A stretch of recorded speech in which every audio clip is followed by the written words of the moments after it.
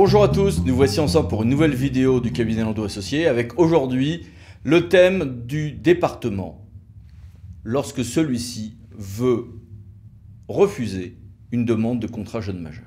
Quel est le droit applicable en pareil cas? Le contrat jeune majeur permet aux jeunes qui sont confiés à l'aide sociale à l'enfance, à ASE, de prolonger jusqu'à maximum 21 ans les aides que le jeune avait lorsque celui-ci était à l'ASE. Donc ça va être un soutien éducatif, hébergement, aide financière, soutien psychologique. Cela concerne quand même plus de 22 000 personnes par an. Face à un jeune qui était donc suivi par l'ASE et qui devient majeur, le département peut-il refuser un tel contrat jeune majeur? Et si oui, que se passe-t-il? À cette question, 3 réponses. Première réponse, une série d'arrêts du Conseil d'État en décembre 2018. Deuxième réponse, un arrêt complémentaire du Conseil d'État en mars 2019. Troisième réponse, un projet gouvernemental. D'abord, les arrêts de décembre 2018, dont voici les références. Que disent ces 2 arrêts du même jour? Le Conseil départemental a le droit de dire non et le juge n'exercera qu'un contrôle relativement limité. Mais il incombe au département de permettre à ce jeune adulte ou cette jeune adulte de finir son année scolaire ou universitaire avec des moyens adaptés. Et s'il y a une demande en référé suspension du refus de donner un contrat jeune majeur, l'urgence ne sera pas automatique. Il y a une sorte de présomption d'urgence qui peut être renversée.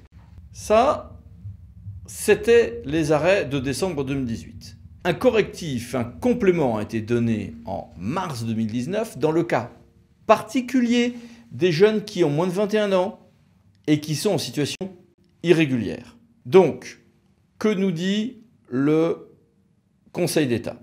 Un jeune étranger de moins de 21 ans peut être en situation irrégulière et néanmoins être pris en charge par l'ASE. Donc, l'ASE peut aider le jeune même s'il est en situation irrégulière. Grand 1.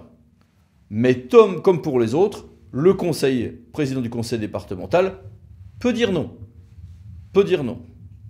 Et il aura à cette occasion-là une large marge de manœuvre. Derrière, sous la forme de contrat jeune majeur ou autre, le but de nombreux acteurs, de nombreux départements, mais aussi très clairement maintenant de l'État, c'est d'éviter les sorties sèches de l'ASE.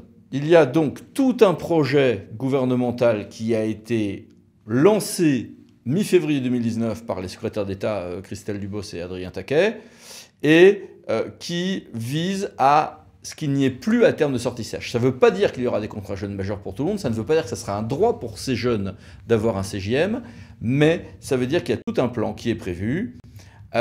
Qui passe aussi par une extension de la couverture maladie universelle, qui va préparer et prévoir des référents ASE dans chaque crous pour que l'on puisse avoir des jeunes qui ensuite glisseront vers un maintien en résidence universitaire, et l'ASE elle-même devrait être formée. Donc il y aura un déblocage de 12 millions d'euros d'ici à 2022, en complément de ce qui était déjà prévu pour atteindre une enveloppe de 50 millions.